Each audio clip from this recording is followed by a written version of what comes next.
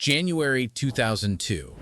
The American intelligence community believed Osama bin Laden was hiding somewhere in the caves south of Tora Bora. Not suspected, believed, which meant a task force had to go in and confirm it. SEAL Team 3, German KSK commandos, Norwegian Special Operations Forces, and Canada sent JTF-2. But here's what changes everything. The Canadian government never formally authorized it. The Prime Minister didn't know. Parliament had no idea a Canadian Special Operations Unit was being deployed to hunt the world's most wanted man in a cave system in the mountains of Afghanistan. The first indication that Canada was even there came when a photographer snapped a picture of Canadian operators handing over prisoners. And that photograph landed on the front page of the Globe and Mail. That's the story.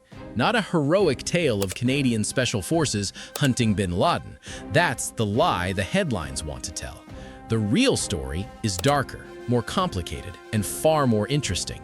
It's about what happens when covert operations and democratic accountability collide. To understand why this matters, you need the context first. September 11th happened 4 months before this operation. The American military was still figuring out how to fight a war in terrain it barely understood against an enemy it couldn't clearly see. Bin Laden was still alive, still moving, still a genuine operational threat. Afghanistan was chaos. The Taliban had collapsed, technically, but collapse didn't mean control. It meant power was distributed across warlords, regional militias, and Al-Qaeda remnants operating in the mountains where no government had ever maintained real authority. And somewhere in those mountains, in the White Mountains specifically, in a cave complex called Zhawar Kili, south of Tora Bora, American intelligence believed bin Laden was hiding. Not suspected, believed. So a coalition was assembled, not a massive invasion force, something smaller, more precise, a task force designed to insert into the cave system, gather intelligence, and determine whether bin Laden was actually there. That task force was multinational, and it included Canada. Here's who was in it. SEAL Team 3, one of the most elite units in the American Navy. German KSK commandos, the equivalent of Delta Force in German special operations. Norwegian special forces, elite Arctic warfare specialists being asked to operate in high-altitude desert. And JTF-2, Canadian Special Operations Forces. At that point, JTF-2 had built a reputation inside NATO that was disproportionate to the size of the unit. They were trusted, they were capable, they were exactly the kind of force that gets invited into missions like this. The fact that they were invited into a bin Laden hunt operation says something about how they were perceived internationally. It also says something about what happened next.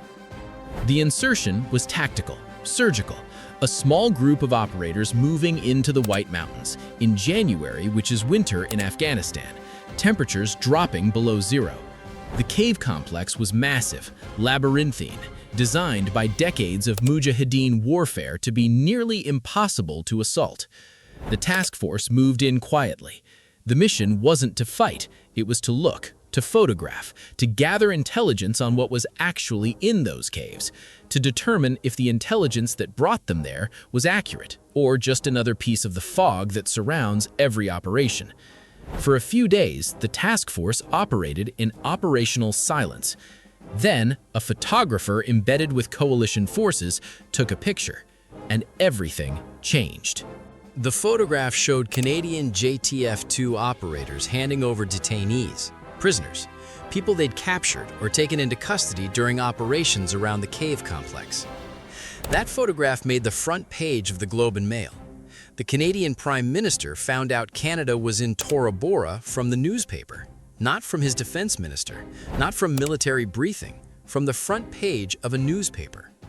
The political fallout was immediate. The defense minister, Art Eggleston, was called before Parliament to explain why the government had deployed Canadian Special Forces to hunt bin Laden without informing the Prime Minister or Parliament.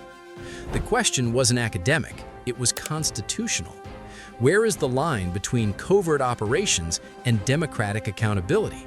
At what point does operational security become unaccountable? Canada had just crossed that line in front of the entire world.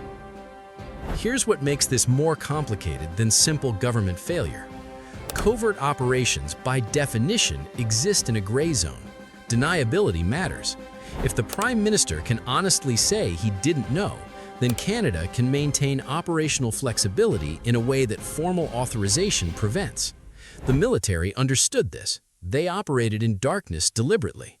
But that darkness has a cost. The cost is that decisions made in the mountains of Afghanistan get made without parliamentary oversight, without public accountability, without the kind of transparency that democracies are supposed to function with. That's not necessarily wrong. It's the price of special operations in the real world, but it's a price worth understanding. Here's what actually happened on the ground. The task force moved through the cave system. They found prisoners. They found supplies. They found evidence of Al-Qaeda presence in the region. They didn't find bin Laden. By January 2002, bin Laden was already gone. He'd already moved. The intelligence that had brought the task force to Tora Bora was outdated by days or weeks. They were hunting a target that had already fled, operating in a location that had already been abandoned. The mission wasn't a failure. It gathered intelligence. It demonstrated that the caves were operationally relevant. It showed that the coalition could insert into terrain that had seemed impossible to penetrate. But it didn't accomplish what it was theoretically designed to accomplish. Bin Laden escaped. What this operation actually did was set the template for everything that followed in Afghanistan. It was the first major coalition special operations mission in the country. It was the moment when American, Canadian, German, and Norwegian forces figured out how to work together in that terrain. It built the trust that would carry forward into years of operations. Inside NATO circles, the reputation Canada built in those mountains mattered far more than what ended up in the newspapers.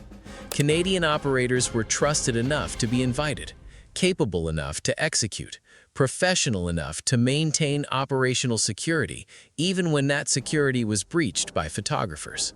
That's what those missions build, not headlines, reputation. The operation in Tora Bora never became famous. Most people have no idea Canadian Special Forces were even there. The scandal passed, Parliament moved on, Art Eggleton answered his questions, and the machinery of government continued. But in the darkness of covert operations, something shifted. Canada demonstrated that it could operate at the highest level of international special operations. It also demonstrated something harder to talk about, that democracies have limits when it comes to transparency about national security. That tension hasn't been resolved. JTF-2 earned its reputation in the mountains of Afghanistan, operating without public knowledge or parliamentary oversight. That's the cost of the mission. That's also the cost of special operations in the modern world. Nobody celebrates it, nobody writes about it, nobody puts it on the news. And that silence is part of the job. The operations that shape modern conflicts rarely make headlines when they happen. Canadian Special Operations Forces have been operating in darkness for decades, trusted by international partners, invisible to the public, building a reputation that reaches far beyond what Canada's size would suggest. If you want more real operations and the decisions made in the gray zones between security and accountability, subscribe to Military Warfare.